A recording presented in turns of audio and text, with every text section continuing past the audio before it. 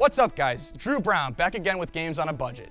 On today's show I'll be talking about the ancient relic of a video game, Xcom UFO Defense. Not the new Xcom that came out in 2012, I'm talking about the original game that spawned the whole franchise.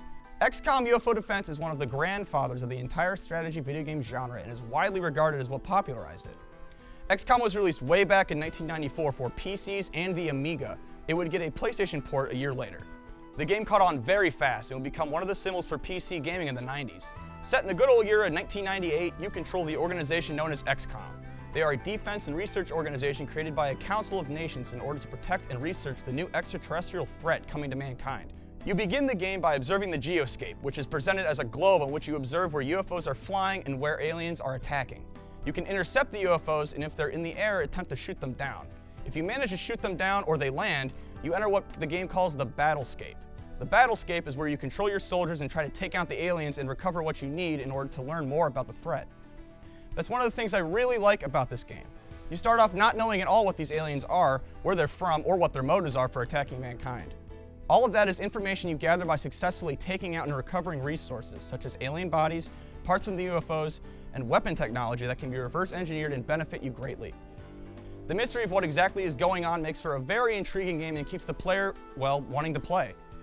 The graphics look pretty good for a game from 1994. The camera is positioned overhead and each battlescape is treated like a grid, sort of like a game board. You are limited on where you can go and what you can do on your turn, so you have to plan your actions very thoughtfully. I love the battlescape because each battle is completely different.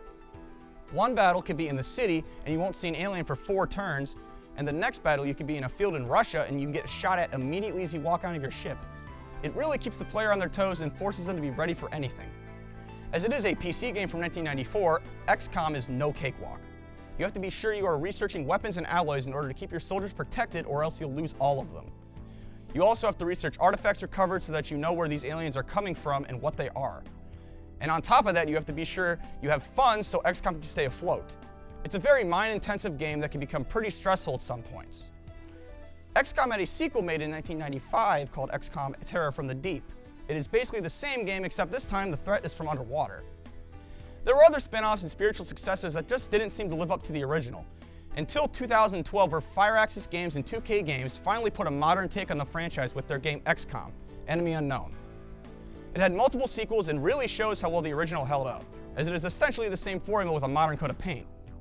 Xcom UFO Defense is a prime example of how even after 23 years, a game can still be a great time. Xcom UFO Defense and the sequel Xcom Terror from the Deep are both on Steam for only $4.99 each. Xcom is a great game for the money and essentially can run on any computer due to how old it is. It's a high recommendation for me, and if you're a big strategy game fan, you'll really like it too. And if you have any other strategy games for me to check out, tweet at our Twitter at ZTVGoofingOff using the hashtag GOAB.